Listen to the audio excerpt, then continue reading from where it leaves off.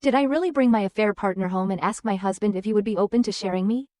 The first time I saw him, he was just another face in a crowded coffee shop, looking mildly out of place amidst the hum of New York City life.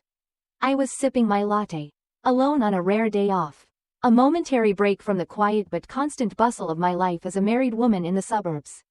I never thought I'd be here, years into a marriage that felt more like a comfortable partnership than the whirlwind love I'd once imagined. But I was here, and I was quietly savoring the silence, until he walked in. It's hard to say exactly what it was about him that drew me in. He didn't look different from anyone else. Not really, but he had a quiet kind of confidence that felt rare. Our eyes met for a brief second, and there was a flicker of recognition, the kind you feel when you're strangely drawn to someone without reason. I looked away, feeling a blush creep up my cheeks. It was silly. I was married, had been for 8 years to Mark, a man I loved. We were good, solid, dependable, but, if I was honest with myself, that dependability had become a source of silent unrest in me, a sense of longing for something I couldn't quite put my finger on. By the time I realized I was staring back, he was already making his way toward me. I felt a jolt of nervous excitement that I hadn't felt in years. He asked if he could sit, his voice calm and warm, with just enough charm to make me feel at ease. We introduced ourselves. His name was Josh, and we talked in a way that felt refreshingly open, as if we were old friends who had finally met after years of knowing each other from afar. There was an undeniable spark, a pull that made the minutes pass like seconds. One coffee turned into another, then a shared lunch, and then regular messages that went from casual to something more, something unspoken but intense. We met a few more times, each encounter drawing us closer, until I couldn't deny it any longer. I was having an affair. I was shocked at myself, horrified even, but equally unable to stop. Josh filled a void in me that I hadn't realized was there. An unspoken desire for the intensity I'd long buried under years of routine and obligation. And I wasn't proud of it, but I was addicted to it. The guilt, of course, was always there, a nagging whisper in the back of my mind that grew louder with every meeting. But my marriage with Mark, while comfortable, had become a pattern, a cycle of familiar interactions and shared silence. Mark loved me, I knew he did, but our lives had melded into something steady, something predictable, and over time, that spark we'd once had faded. And yet, despite the guilt, a part of me longed to merge these two worlds somehow, to make peace with the part of me that loved Mark and the part of me that ached for Josh. The idea was absurd, of course, and I knew it, but the feeling grew, a need for honesty, for reconciliation with the parts of myself that felt so divided. One night, after another heated argument with Mark over nothing in particular, I felt an urge to tell him the truth. A strange, almost reckless need to lay it all bare. I'd been careful, meticulous even, hiding my tracks and keeping the affair concealed. But I was tired of hiding, tired of the lies, and tired of feeling torn between two worlds. So, in a moment of impulsive honesty, I took a deep breath and told him everything. His reaction wasn't what I expected.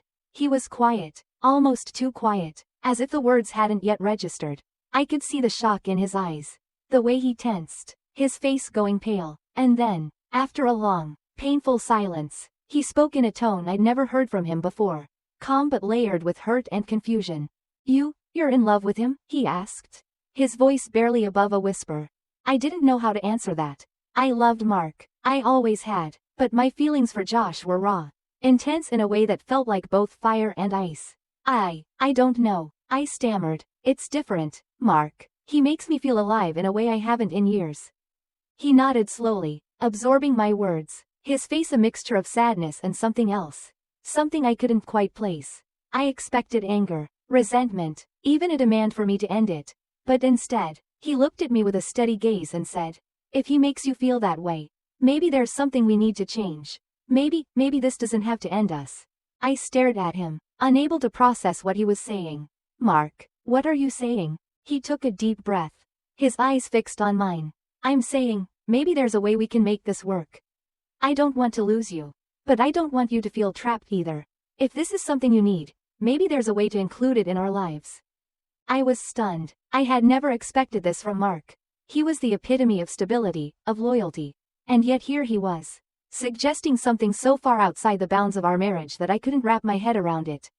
But the openness in his eyes, the vulnerability, was unmistakable. "Are you saying, you'd be okay with this? With me? With him? He looked away for a moment, taking in a deep, shuddering breath. I don't know if I'll ever be okay with it, but I'm willing to try. If it means keeping you in my life. I love you, and I'd rather have part of you than lose you completely. The days that followed were a whirlwind of emotion and confusion, filled with conversations that I never thought we'd have. I explained things to Josh, hesitantly, unsure of how he'd react. But, to my surprise, he was open to it, willing to navigate this strange, uncharted territory with us. And so, we agreed to try this unconventional, messy arrangement that felt both terrifying and exhilarating. The first time Josh came over to our house, it felt surreal. The three of us sat in the living room, an odd trio of husband, wife, and lover, each of us tiptoeing around the reality of the situation. Mark was quiet, reserved, and I could see the tension in his posture, the discomfort he was trying to hide. But he was there, he stayed, and that alone meant more than words could express. As the weeks went on, we found a rhythm, an unspoken understanding that allowed us to navigate the complexities of our new reality. There were moments of jealousy, of course. Moments of doubt and hurt that flared up like embers of a long-dormant fire. But there were also moments of connection, of honesty, that had been missing for so long. We began to communicate in a way we never had before, laying bare our insecurities, our fears, and our hopes. I won't say it was easy. There were nights when Mark would retreat into himself, his pain evident, and I would feel the weight of my choices pressing down on me. And there were days when I questioned everything, wondering if this was a selfish pursuit, a path that would lead only to heartbreak. But each time, we chose to keep going, to find a way through the mess. Together, in time, our relationship transformed, evolving into something that neither of us could have anticipated. It wasn't traditional, it wasn't what we'd vowed to each other years ago, but it was real, honest, and filled with a depth of understanding that we'd never known before. We learned to share, to embrace the different facets of love and connection, to let go of the rigid expectations we'd once clung to. Josh became a part of our lives, not as a replacement for Mark, but as an extension of the love that we had somehow, miraculously managed to keep alive. And through it all, I felt a profound gratitude for the man I had married, a man who loved me enough to face his own fears, to embrace the unknown, and to fight for a marriage that had become stronger in ways I hadn't believed possible. We still have our struggles, our moments of doubt and vulnerability, but we face them together, with a resilience that is built on honesty and trust. And though it's far from the life I once envisioned, it's ours, a life defined not by convention, but by the love that binds us, in all its messy, imperfect beauty.